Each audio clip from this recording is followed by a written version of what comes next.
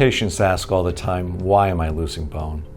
Even if you lose as little as one tooth or multiple teeth, your bone starts dissolving right away. If you've had all your teeth extracted, regardless if you have a denture, you will continue to lose bone needed to support that denture, and over time, that denture gets more unstable. Dental implants hold bone or decrease the rate of bone loss in the areas where they are replaced.